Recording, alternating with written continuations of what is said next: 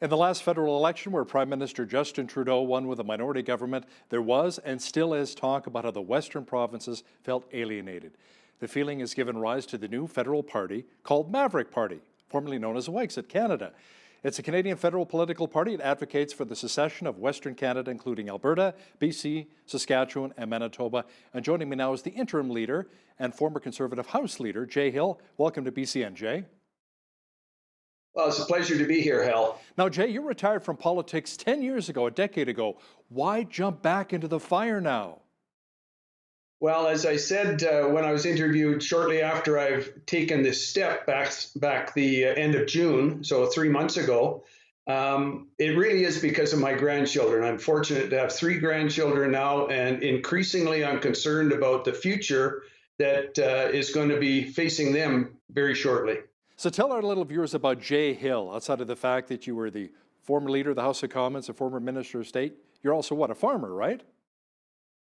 I was, yes. I farmed for 19 years prior to getting into federal politics with my father and one brother. Ultimately, we took over the farm from my father, and then I sold my half of the farm to my brother after it was clear I was going to be in politics for quite some time. I still go up to Fort St. John up in the BC Peace region and help my brother in the spring and fall, keep my hand in, as it were, with agriculture. So, Jay, why do you believe there's such a need for the Maverick Party? What are some of the frustrations you're hearing from Western Canadians? Well, it's not only the frustrations and concerns that I hear, Hal, but it's based upon my 17 years as a member of Parliament, trying my best to represent the constituents of northeastern British Columbia. It became clear over the years that no matter how strong a voice and how big a contingent of a caucus that Conservatives elected, regardless of the banner. Originally, I was with the Reform Party. I was elected a couple times with Canadian Alliance, and then the last couple times as a Conservative. And that's when I served in cabinet with Prime Minister Stephen Harper. So it was very clear to me, or became clear, that no matter who we sent or how many we sent, the West sent to Ottawa, any party that wanted to gain office as the government of Canada and remain in office had to appease those voters in central Canada, because that's where the most seats are. And so that's a huge challenge for any leader, including Aaron O'Toole now, to not fall prey to that, because if he wants to win, he has to ensure that his message is something that will resonate with Toronto, Montreal, Ottawa, and parts of Quebec. Now, Alberta Premier Jason Kenney has already gone on record saying he's not interested in talking about separation whatsoever. How do you respond to that? Well, I say that's unfortunate. I mean, I have been preceded by many very influential and intelligent and educated people, from Ted Byfield, who was a fellow journalist of yours years gone by, to Ted Morton. So I guess 2 Teds. Who both advocated, along with countless others, that if we're ever going to be taken seriously, if our historical and current grievances are ever to be addressed properly by Central Canada, they have to face the stark reality that if they don't address them, we will leave. And the minute you take potential, and I emphasize potential, separation off of the table, then they don't think we're serious, and they don't properly address our grievances. So when Jason Kenney says that, although I'm sure he's speaking for the majority of Westerners that don't want to leave Canada, that's the reality. When he says that, when he takes any potential for independence off the table, he dramatically weakens our argument. Jay, in the last federal election, the Liberals were shut out of Alberta and Saskatchewan. Why do you think that was?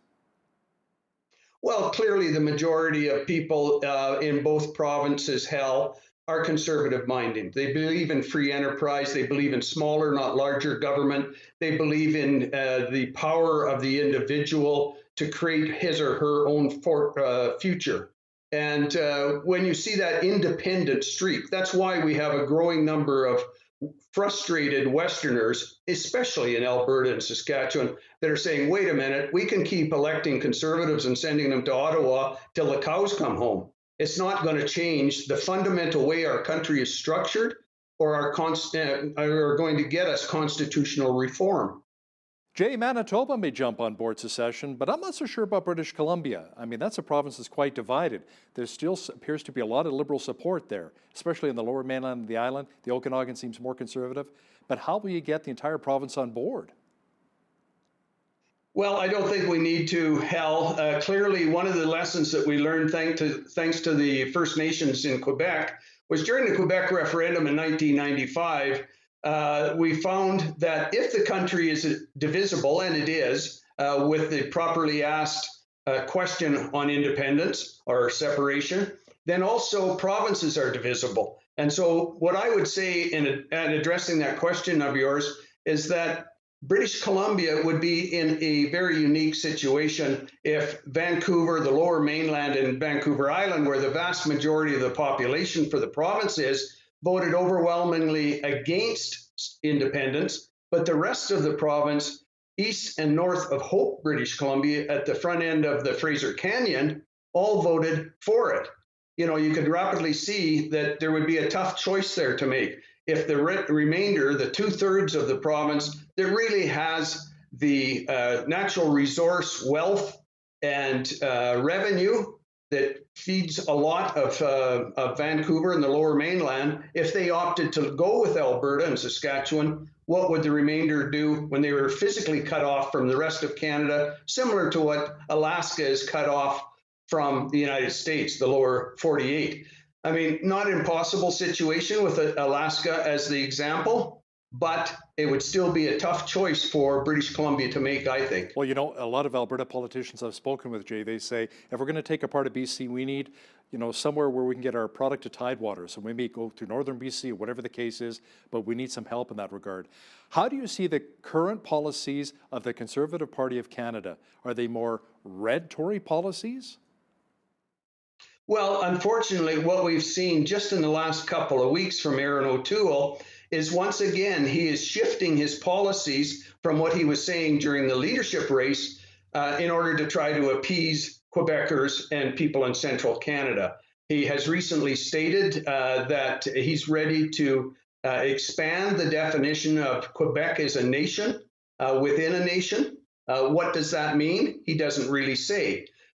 He has said that he is prepared for a conservative government led by him to adhere to the Paris climate change targets, even though in the West, especially, we are vehemently opposed to a carbon tax. So on one hand, he's saying to Westerners, he's going to repeal Trudeau's carbon tax. But on the other hand, he said he's going to meet the targets of Paris climate accord. He can't do that. Everybody understands he can't do that. So once again, we have a federal politician, this one leading the Conservative Party, that is saying basically two things different, one in the West and one to try to appease Central Canadians. Therein lies the problem, Hal. Jay, let me ask you something. Aaron O'Toole also went on record after he spoke with Quebec Premier Francois Legault, and he said basically Energy East is off the table. Kenny says, you know, it was off the table back in 2017. What would you and the Maverick Party do to ensure that we get a pipeline from west to the east coast of Canada so Eastern Canadians can buy Alberta oil? Well, first of all, we're not going to be in government because we're not running in central Canada, so we don't have to try to appease voters down there. So those types of decisions of how to try to manage what is largely an unmanageable country in many respects will not be on our shoulders. Our members of parliament, once elected, will be similar to what the Bloc Québécois does, Hal. They will vote and voice the concerns in the best interests of the West, the same as the Bloc does for Quebec. So we will be that squeaky wheel that is constantly raising the issues of Western Canada. As far as pipelines, I have said for a long time, if we were independent, we would actually have more options than we currently have. We would have the resources if we weren't sending $20 billion a year to central Canada. We would have the resources to look at building a pipeline to Churchill, Manitoba, for example. We would be then a foreign country. Why wouldn't we be on an even playing field with Saudi Arabia, shipping our oil around through the Hudson's Bay, down the East Coast to New Brunswick? You know, the Saudis do it, and people in central Canada don't seem to have any problem supporting one of our international competitors Why couldn't we do it? And likewise, there's also an option of going north and then west through the Yukon and tying into the American pipeline network coming down from the North Slope that is underutilized now because of diminishing reserves up on the North Slope of Alaska. And we could ship it out of Valdez, Alaska. So lots of options that the new country of Western Canada would have. Jay, what would that look like with all of the Western provinces forming its own country? Would we have our own currency, our own police force? How would that look to you? Well, as I've been saying, Hal, we're in the very infancy of creating this party and trying to take it step by step. We're going to have literally tens of thousands of activists in Western Canada demanding change. Hopefully, a lot of them supporting the Maverick Party.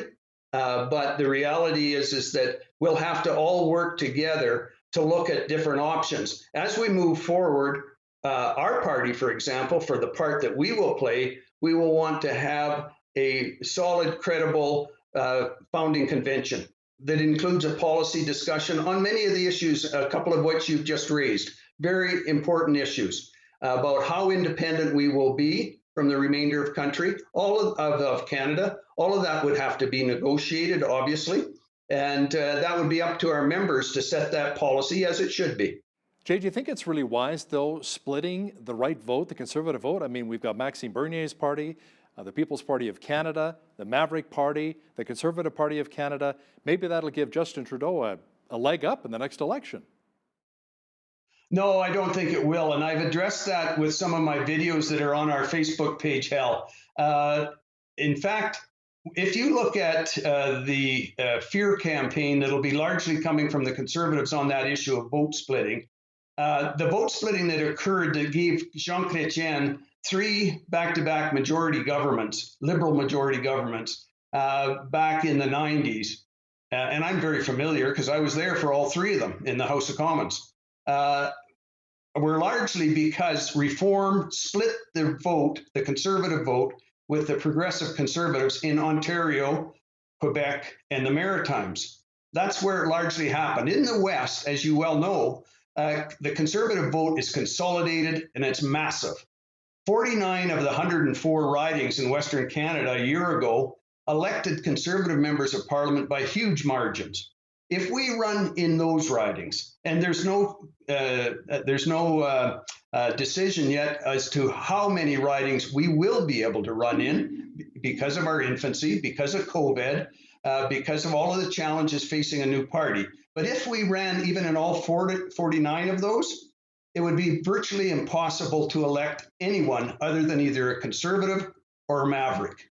So the choice will be clear to constituents in those ridings, largely in rural Alberta, Saskatchewan, and British Columbia, to either elect a Conservative, mostly they're Conservative incumbents, or a Maverick candidate. So Jay, at the end of the day, what's the ultimate goal for the Maverick Party? Is the goal similar to the Bloc Québécois, which only stands for the interests of Quebec? So you're just going to be looking at the interests of BC, Alberta, Saskatchewan, and Manitoba? That's correct. Obviously, we will also support where it's in the best interest of all of Canada, where it doesn't discriminate against the West. So bills like C-48, the anti-tanker bill, Bill C-69, gun legislation that indiscriminately attacks law-abiding, legitimate gun owners, many of which are in the West. Obviously, those types of legislation will be fought viciously by Maverick members of Parliament as we stand up for the West.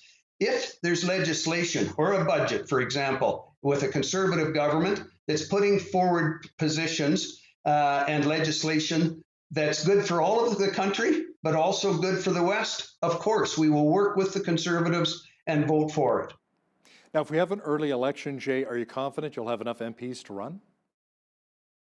I'm not. Obviously, if we have an unnecessary election this fall on the throne speech or an upcoming budget at some point this fall, we will do the best we can. That's our commitment to our members. And we will try to ensure we have credible, quality candidates running. So we're not interested in running in all 104 ridings just to have a name on the ballot. we would be more interested in having a few dozen of very quality candidates that can carry our message through the campaign. So, Jay, any chance that they'll remove the interim tag, from leader for the Maverick Party for yourself? Do you want to stay on long term? No, not at all. I put 17 years into this. As I said at the outset of our interview, Hal, I stepped forward because of my grandchildren. A lot of people can relate to that. I was quite comfortable in my retirement, but I really came to the realization, as so many Westerners have, that I could sit back comfortably. What's happening to Canada is not going to dramatically affect the remainder of my life, however long that is. But I didn't want to be on my deathbed looking into the eyes of my grandchildren and think I could have tried to do something and didn't. And that's really what's motivating me and so many others.